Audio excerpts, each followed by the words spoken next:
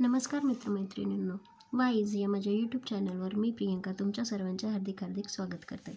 आजच्या या व्हिडिओमध्ये आपण रंगमजेचे रंग उद्याचे ही कविता बघणार आहोत.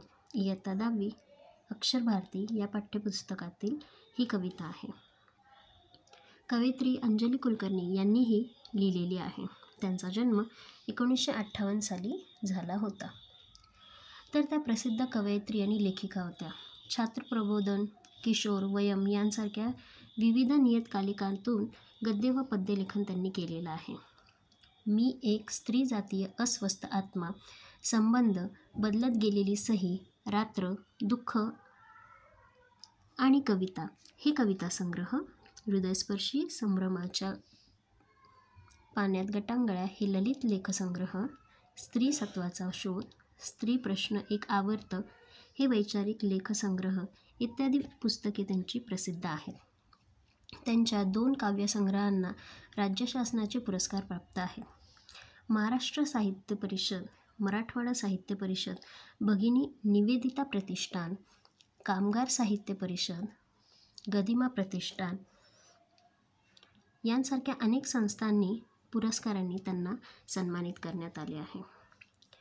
तर या कवितेमध्ये त्यांनी सांगितलेलं आहे की जागतिकीकरणाच्या या काळात संगणक युग अवतरलेले असले तरी माणसाचा मातीशी असलेला जिव्हाळ्याचा संबंध तुटता कामा नये. पर्यावरणाची जोपासना केली तर माणसाला कधीही काहीही कमी पडणार नाही. निसर्ग सौंदर्याच्या विलोभनीय आविष्कारात जगण्याचा खराखुरा आनंदही मिळेल असा दृष्टिकोन कवयित्रीने या कवितेत मांडला आहे. चला तर आपण ही सर्वप्रथम कविता वाचूया आणि वाचल्यानंतर त्याचा अर्थ काय आहे तो समजून घेऊया. तर कवितेची पहिली ओळ आहे. फुला फुलांचे दाट ताटवे जिथे पोचते दृष्टी, रंगमजेचे रंग उद्याचे जपून ठेवू सृष्टी. ध्यान देईना संगणक हा काळी आई जगवू, मातीमध्ये जे हात राबती तयास देऊ पुष्टी. रंगमजेचे रंग उद्याचे जपून ठेवू सृष्टी. उधळू फेकू बिया डोंगरी रुजतील देशी झाडे, गच्च माजतील राने होईल आभाळातून वृष्टी. रंगमजेचे रंग उद्याचे जपून ठेवू सृष्टी. डोंगरातून वाहत येते खळाळते हे पाणी, फेन धवलशा तुषारांमध्ये राहाल कैसे कष्टी. रंगमजेचे रंग उद्याचे जपून ठेवू सृष्टी. मिळेल पैसा मिळेल दौलत यंत्रांच्या संगती, आभाळाच्या छत्राखाली एक अनोखी दृष्टी. रंगमजेचे रंग उद्याचे जपून ठेवू सृष्टी. हिरवी हिरवी मने भोवती किती छटा हिरव्याच्या, गर्भ रेशमी सळसळण्याच्या जगास सांगू गोष्टी. रंगमजेचे रंग उद्याचे जपून ठेवू सृष्टी. तर आपण आता प्रत्येक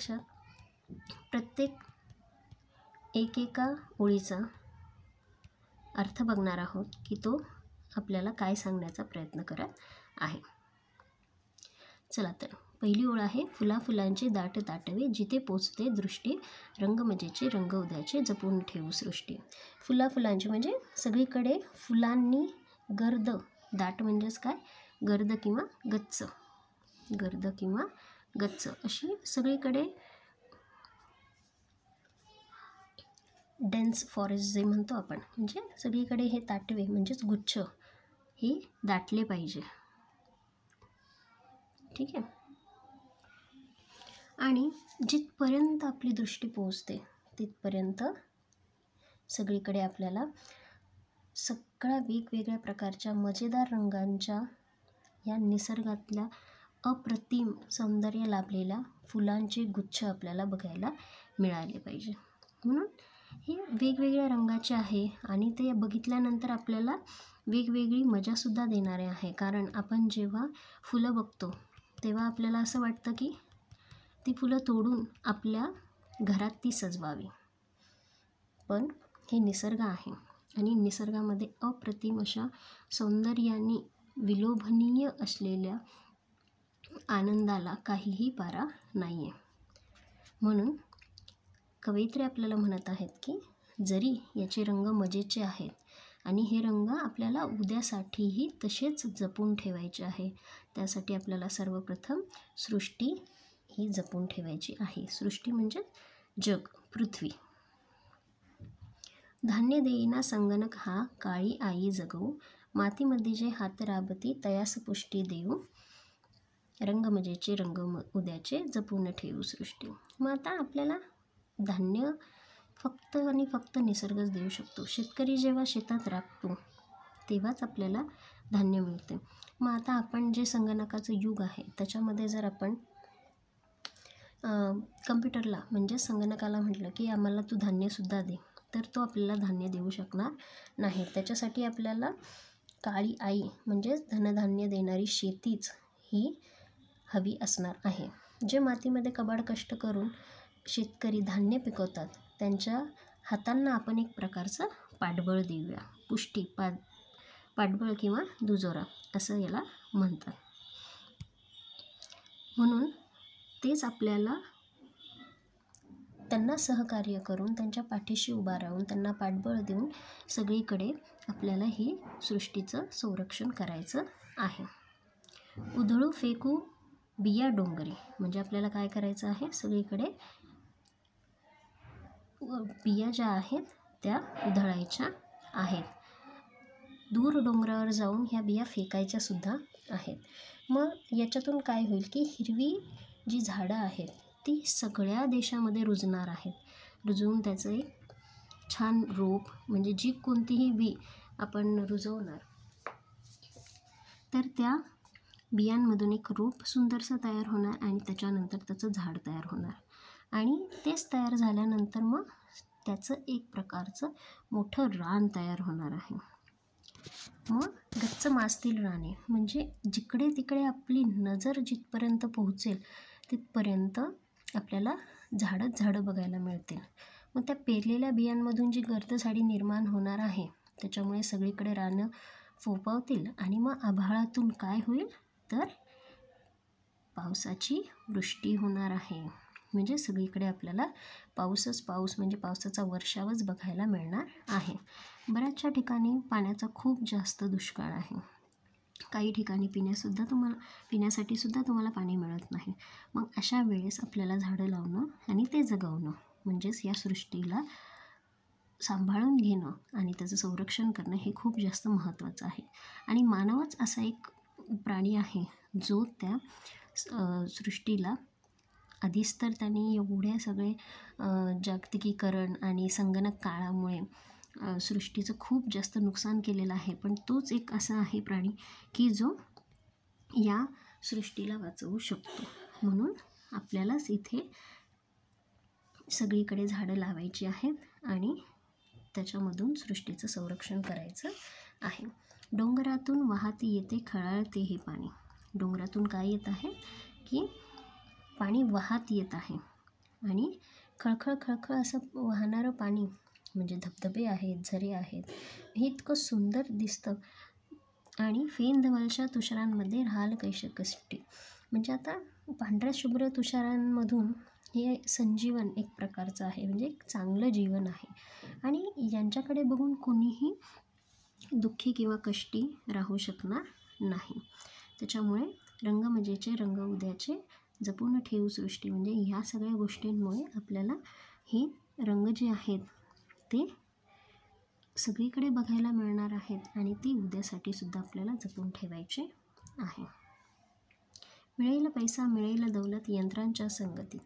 आपल्याला आता यंत्रांची जर सोबत असेल तर त्याच्याकडून आपल्याला पैसा तर मिळणारच आहे. पण जी शांती जे समाधान हे निसर्गाच्या म्हणजे आपल्याला इथे दिसतंय इतकं सुंदर असं आपल्याला दृश्य दिलेलं आहे. तर या दृश्यामध्ये आपल्याला यंत्र जर असेल तर तिथे काही समाधान मिळणार नाही. यंत्रामधून आपल्याला दौलत मिळेल, खूप सगळी संपत्ती मिळेल, पैसा मिळेल, पण आपल्याला ती एक तुष्टी म्हणजेच एक समाधान आपल्याला मिळणार नाही. आपल्या मनाची तृप्ती इथे होणार नाही. त्याच्यामुळे यासाठी या समाधानासाठी हे जे समाधान आहे तर त्या समाधानासाठी आपल्याला निसर्गच हा एकच पर्याय आहे. त्यामुळे आपल्याला आभाळाच्या छत्राखाली राहायचं आहे आणि त्याचं संरक्षण देखील करायचं आहे. हिरवी हिरवी मने भोवती किती छटा हिरव्याच्या. आता तुम्ही निसर्गामध्ये बघितल्यानंतर तुम्हाला सगळीकडे खूप सारी हिरवी झाडं बघायला मिळतील.